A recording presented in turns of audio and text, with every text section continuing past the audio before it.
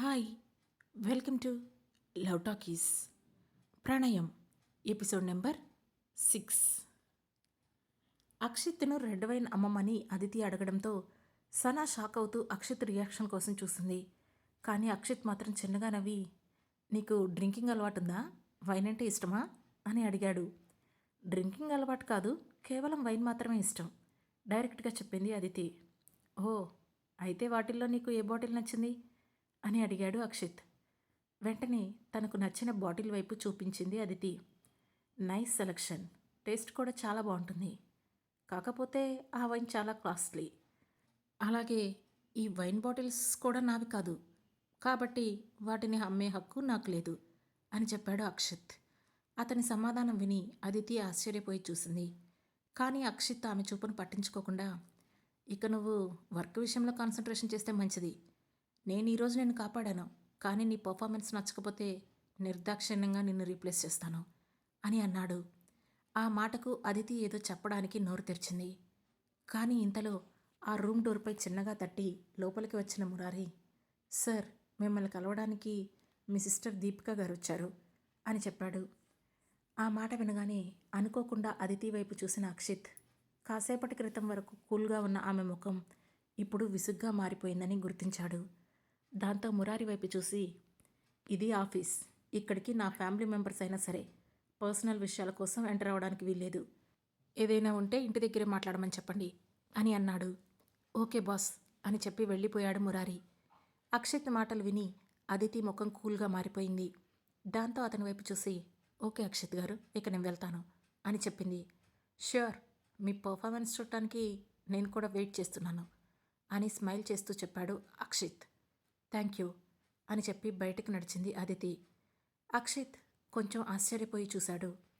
ఆమె నోటి నుండి థ్యాంక్స్ అనే మాట అతను మొదటిసారి విన్నాడు. కానీ నిజానికి అదితి థ్యాంక్స్ చెప్పింది అక్షిత్ తన సిస్టర్ను ఆ ఆఫీసులోకి అడుగుపెట్టనివ్వకూడదు అని చెప్పిన మాట కోసం. తాను కష్టపడి నిర్మించిన సామ్రాజ్యంలోకి తనకిష్టం లేని వాళ్ళు అడుగుపెట్టకూడదని ఆమె మనసు కోరుకుంటుంది. అదే పనిని అక్షిత్ చేయడంతో ఆమె మనసుకి ప్రశాంతంగా అనిపించింది. ఆ తర్వాత సనాతో కలిసి బయటికి వచ్చిన అదితి ఆఫీస్ నుండి బయటికి వెళుతుండగా అక్కడ డోర్ బయట నుంచొని చిరాగ్గా వెయిట్ చేస్తూ కనిపించింది అక్షిత్ చెల్లెలు దీపిక. అది చూసి అదితి నవ్వుకొని, ఈ దృశ్యాన్ని నేను బ్రతికి ఉన్నప్పుడు చూసుంటే ఇంకా సంతోషించేదాన్ని అనుకుంటూ అక్కడి నుండి వెళ్ళిపోయింది. కాసేపటికి వాళ్ళు హోటల్కి చేరుకున్నాక, ఇప్పుడు చెప్పు, నీ మైండ్లో ఏం రన్ అవుతుంది అని దారి మొత్తం సైలెంట్గా కూర్చున్న సనాను అడిగింది అదితి. అదేం లేదు మేడం, అక్షిత్ సార్ మీకెందుకు సపోర్ట్ చేశారో నిజంగా నాకు అర్థం కాలేదు. ఆ సౌరభ్ ఒక రకంగా మంచి ఆర్టిస్ట్, అలాంటి అతన్ని పక్కన పెట్టడానికి కూడా అక్షిత్ సార్ ఆలోచించలేదు అని అంది సనా. సింపుల్ సనా, మనం ఎంత మంచి ఆర్టిస్ట్ అయినా, మనలో ఎంత టాలెంట్ ఉన్నా బిహేవియర్ చాలా ఇంపార్టెంట్. ఆ సౌరభ్లో మిస్ అయింది అదే. వాడి సెల్ఫ్ రెస్పెక్ట్కి పొగరికి తేడా తెలీదు. అఫ్కోర్స్ ఇక ముందు కూడా తెలుసుకోలేడు. కానీ అక్షిత్ ఆల్రెడీ ఒక సీఈఓ, అతనికి ఆ డిఫరెన్స్ బాగా తెలుసు, అందుకే సపోర్ట్ చేసుంటాడు అని చెప్పింది అదితి. మీరు చెప్పింది నిజమే అయి ఉండొచ్చు మేడం. ఏదేమైనా ఆ సౌరభ్ మిమ్మల్ని ప్రాజెక్ట్ నుండి మాత్రం తప్పించలేకపోయాడు, అది చాలు అని అంటూ ఉండగానే ఆమె ఫోన్లో నోటిఫికేషన్ టోన్ టింగుమంటూ మోగింది. అది ఓపెన్ చేసిన సనా సంతోషంగా, మేడం, రేపు మీ షూట్ షెడ్యూల్ చేశారు, మనం రేపటి నుంచి షూట్కి వెళ్ళాలి అని చెప్పింది. అయితే నేను ఈరోజు రాత్రి కొంచెం ప్రశాంతంగా నిద్రపోవాలి, అందుకు నువ్వు నాకు ఒక హెల్ప్ చేస్తావా అని అడిగింది అదితి. చెప్పండి మేడం, నేనేం చేయాలి అని అడిగింది సనా. నేను ఒక స్లిప్ ఇస్తాను, నేను చెప్పిన చోటుకి వెళ్ళి వాళ్ళు ఇచ్చే ప్యాకెట్ను తీసుకురావాలి అని చెప్పింది అదితి. ప్యాకెట్నా? ఏం ప్యాకెట్ మేడం టక్కున అడిగింది సనా. టైం వచ్చినప్పుడు నేను చెప్తాను, ప్రస్తుతానికి వెళ్ళి తీసుకురా అంటూనే ఒక పేపర్లో ఏదో రాసి దానిని సనాకి ఇచ్చి, అడ్రస్ నీ ఫోన్కి మెసేజ్ చేస్తాను, వెళ్ళి తీసుకురా అని చెప్పింది. ఆ స్లిప్ వైపు అనుమానంగా చూస్తూనే ఓకే మేడం అని చెప్పి బయటకు వెళ్ళింది సనా. మరోవైపు అదితి తన క్యాబిన్ నుండి వెళ్ళిపోయిన తర్వాత అక్షిత్ వెంటనే మురారిని పిలిచి, కాసేపటి క్రితం అదితి సెలెక్ట్ చేసిన 2 వైన్ బాటిల్స్ను బయట నుండి స్వయంగా తెప్పించాడు. ఆ తర్వాత వాటిని హోటల్లో ఉన్న అతిథికి చేరేలా చెయ్యమని ఆర్డర్ వేశాడు. ఆ మాట విని మురారి ఆశ్చర్యపోయాడు. ఒక చిన్న ఆర్టిస్ట్పై తన బాస్ ఎందుకంత ఇంట్రెస్ట్ చూపిస్తున్నాడో అతనికి అర్థం కాలేదు. పైగా అతని భార్య చనిపోయి కొన్ని నెలలే అయ్యింది. అయినా దాని గురించి బాధపడకుండా అదితి గురించి ఆలోచించడం మురారికి అయోమయంగా అనిపించింది. అయినా తానేం చేయలేడు కనుక ఆ బాటిల్స్ను హోటల్కి పంపించాడు. రిసెప్షన్లో ఉన్న మేనేజర్ వాటిని స్వయంగా తీసుకొని అదితి రూమ్కి వచ్చి బెల్ కొట్టాడు. అప్పుడే ఫ్రెష్ అవ్వడానికి వెళ్ళబోతున్న అదితి వెళ్ళి రూమ్ డోర్ తీసింది. ఎదురుగా ట్రేలో 2 వైన్ బాటిల్స్ పట్టుకొని నించొని ఉన్న మేనేజర్ను చూసి ఆశ్చర్యపోతూ, మేనేజర్, మీరేంటిలా వచ్చారు అని అడిగింది. మీకోసం వీటిని పంపించారు మేడం అని తన చేతిలో ఉన్న బాటిల్స్ని చూపించాడు మేనేజర్. వాటిని చూడగానే అవి ఎవరు పంపించారో ఊహించగలిగింది అదితి. ఎందుకంటే కాసేపటి క్రితం తానే స్వయంగా ఆ వైన్ బాటిల్స్ను అక్షిత్ ఆఫీస్లో సెలెక్ట్ చేసుకుంది. అందుకే మేనేజర్తో అనవసరంగా ఆర్గ్యుమెంట్ చేయకుండా హుందాగా ప్రవర్తిస్తూ థ్యాంక్ యూ అంటూ వాటిని తీసుకుంది. మేనేజర్ వెళ్ళిపోగానే లోపలికి వెళ్ళి ఆ బాటిల్స్ను టీపాయ్ మీద పెడుతూ, అసలు ఈ అక్షిత్ ఏం చేస్తున్నాడు, అదితి కోసం వైన్ బాటిల్స్ను ఎందుకు పంపించాడు అనుకుంటూ ఆ బాటిల్స్ వైపు కోపంగా చూసింది. కానీ అందులో ఉన్న వైన్ ఆమె నాలుకను నోరూరించడంతో వెంటనే ఆ విషయం గురించి మర్చిపోయి, అయినా ఆ అక్షిత్ ఇప్పుడు నాకేమీ కాడు కదా, అతను ఎలా పోతే నాకెందుకు, ముందైతే ఫ్రెష్ అయి వచ్చి వైన్ తాగాలి, చాలా రోజులైపోయింది ఈ వైన్ టేస్ట్ చూసి అని అనుకొని ఫ్రెష్ అవ్వడానికి వెళ్ళింది. అరగంటలో ఫ్రెష్ అయి వచ్చిన అదితి వెంటనే గ్లాస్ తీసుకువచ్చి వైన్ బాటిల్ను ఓపెన్ చేయబోయింది. ఇంతలో రూమ్ బెల్ మోగడంతో మళ్ళీ ఇప్పుడెవరొచ్చారు అని డిస్టర్బ్గా ఫీల్ అవుతూనే వెళ్ళి డోర్ తీసింది. అక్కడ సనా కనిపించడంతో, నువ్వా, ఎవరో అనుకున్నాను, లోపలికి రా అంటూ పిలిచింది. అప్పుడు సనా తన బ్యాగ్లో నుండి ఒక ప్యాకెట్ తీసి అదితి ముందు పెడుతూ, మీరు అడిగిన ప్యాకెట్ ఇదేనా మేడం అని అంది. ఓ, తీసుకొచ్చేసావా, థ్యాంక్ యూ అంటూ ఆ ప్యాకెట్ తీసుకొని తన బెడ్ పక్కనే ఉన్న క్యాబినెట్పై పెట్టింది. సనా, నీకు వైన్ అలవాటుందా, ఉంటే వచ్చి కూర్చో, నాకు కంపెనీ ఇవ్వు అని అంది అదితి.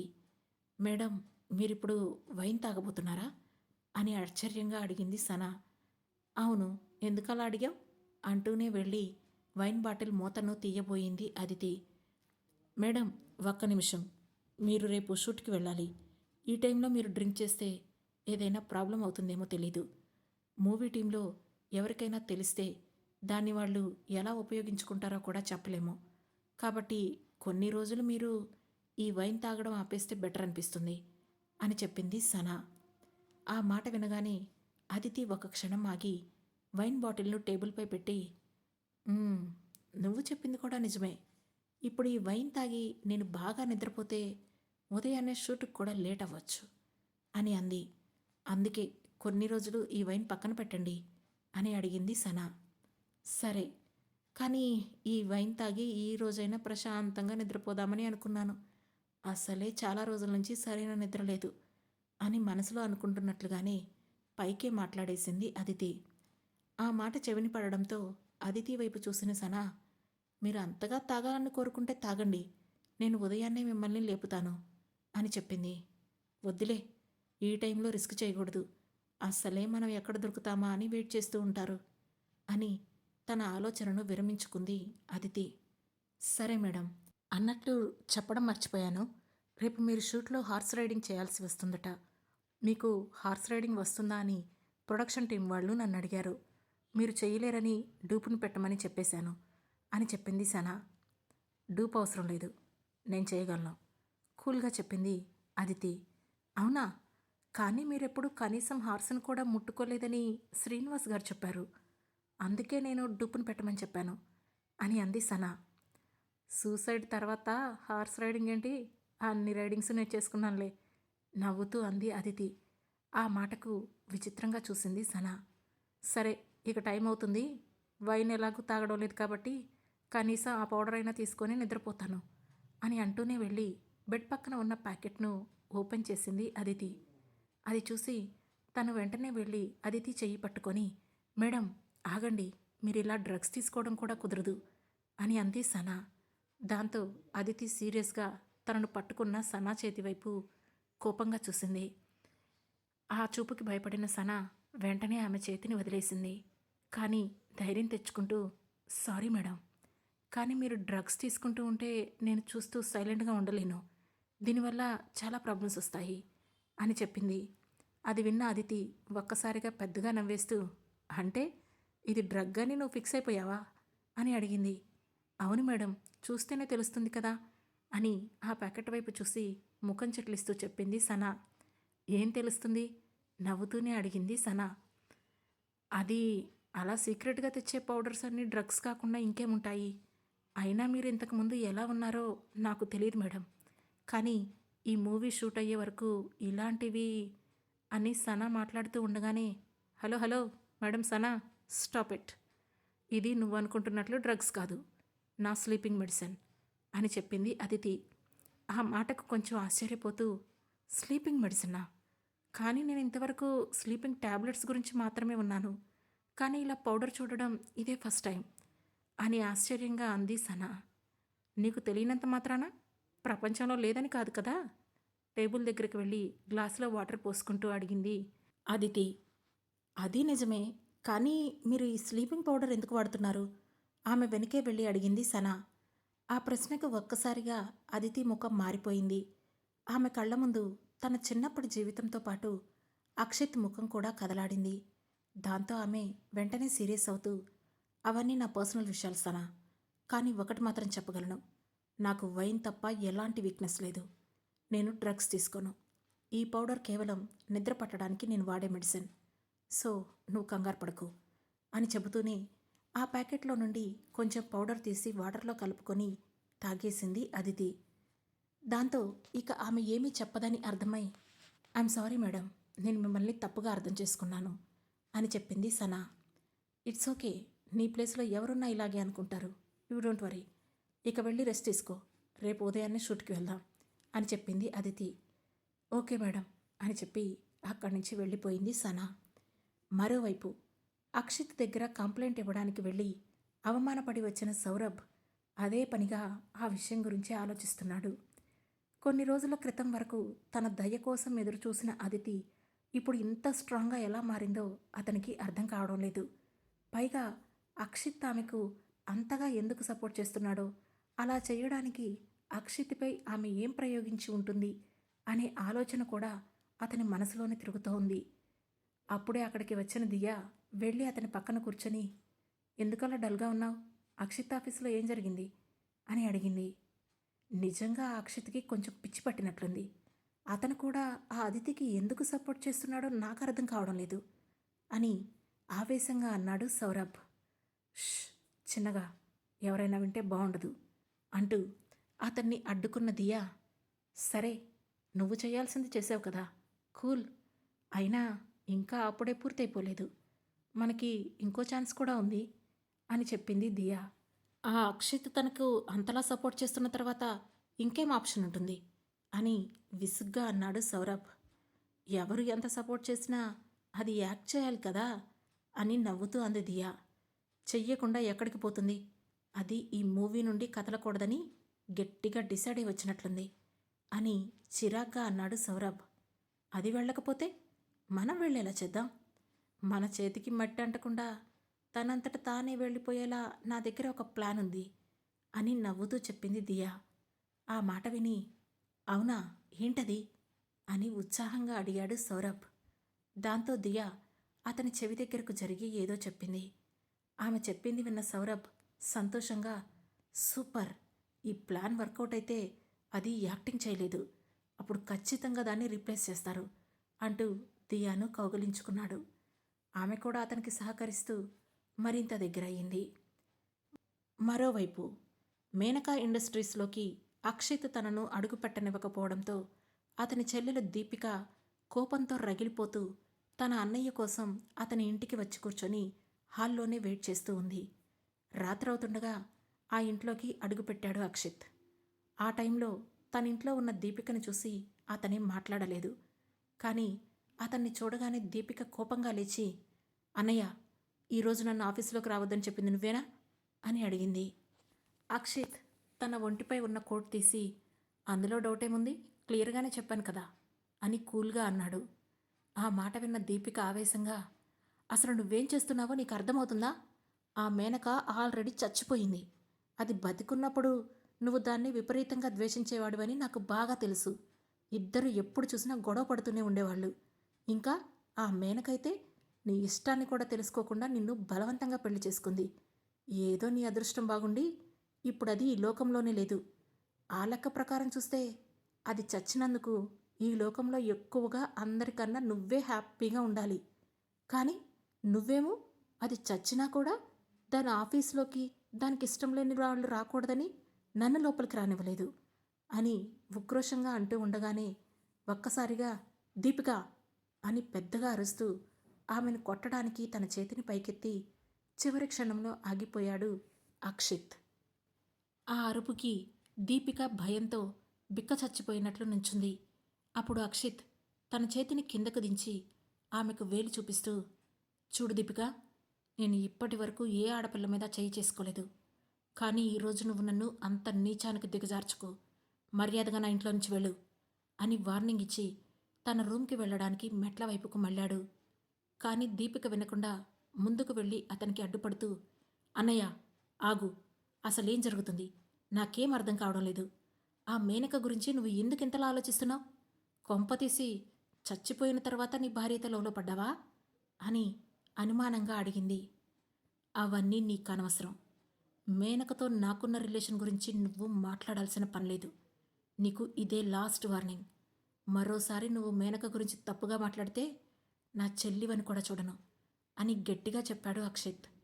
ఆ సమాధానం విని నమ్మలేనట్లు ఒక్కడుగు వెనక్కి వేసింది దీపిక. అక్షిత్ ఆమెను పట్టించుకున్నట్లే తన రూమ్కి వెళ్ళిపోయాడు. తర్వాత రోజు ఉదయాన్నే అలారం మోగడంతో 5 గంటలకే నిద్రలేచిన అదితి హోటల్ లాన్లోనే జాగింగ్కు వెళ్ళి 6 గంటలకల్లా ఫ్రెష్ అయ్యి షూట్కి రెడీ అయ్యింది. అప్పుడే సనా నుండి కాల్ రావడంతో లిఫ్ట్ చేసింది అదితి. మేడం, త్వరగా నిద్రలేవండి, మనం మరో అరగంటలో బయలుదేరాలి. 7 కల్లా షూట్ స్టార్ట్ అవుతుంది. నేను ఇంకో 15 మినిట్స్లో అక్కడుంటాను అని చెప్పింది సనా. ఆల్రెడీ నేను రెడీగానే ఉన్నాను, నీదే లేట్ అని చెప్పింది అదితి. ఓ, మీరు అప్పుడే లేచేశారా? అయితే నేనే స్లోగా ఉన్నాను. సారీ మేడం, 15 మినిట్స్లో వస్తాను అని హడావుడిగా చెప్పింది సనా. ఓకే అని చెప్పి ఫోన్ పెట్టేసింది అదితి. అన్నట్లుగానే 15 నిమిషాల్లో ఆమె రూమ్ బెల్ కొట్టింది సనా. ఆ తర్వాత ఇద్దరూ కలిసి షూట్కి స్టార్ట్ అయ్యారు. అప్పటికే మూవీ టీం అంతా షూటింగ్ స్పాట్కి చేరుకొని ఎక్విప్మెంట్ రెడీ చేసుకుంటున్నారు. అదితి నేరుగా తనకు అలాట్ చేసిన మేకప్ రూమ్లోకి వెళ్ళింది. సినిమా స్టోరీ ప్రకారం ఆమె అబ్రాడ్లో చదువుకొని వచ్చిన అమ్మాయి కావడంతో పాటు కాస్ట్యూమ్ డిజైనర్. అందుకే ఆమె కోసం డ్రెస్సెస్ స్పెషల్గా డిజైన్ చేశారు. అలాగే ఆ రోజు హార్స్ రైడింగ్ సీన్ ఉండడంతో అదితికి దానికి తగ్గట్లుగా మేకప్ చేసి సీన్ కోసం రెడీ చేసిన డ్రెస్ ఇచ్చారు. 10 నిమిషాల్లో ఆ డ్రెస్ వేసుకొని బయటికి వచ్చింది అదితి. మొదటి రోజు షూట్లో ఏం జరగబోతుంది తెలుసుకోవాలంటే వెంటనే మా లవ్ టాకీస్ ఛానల్ను సబ్స్క్రైబ్ చేసుకొని రోజు వచ్చే న్యూ ఎపిసోడ్స్ను మిస్ అవ్వకుండా వినండి. అలాగే మీ అమూల్యమైన అభిప్రాయాలను కామెంట్స్ రూపంలో తెలియజేయండి. అలాగే మా ఈ ఛానల్లోని కథలు మీకు నచ్చినట్లయితే వెంటనే లైక్ చేసి, షేర్ చేసి, కామెంట్ చేసి, హై పాయింట్స్ కూడా ఇచ్చి మమ్మల్ని సపోర్ట్ చేయండి. Thank you. Thanks for watching.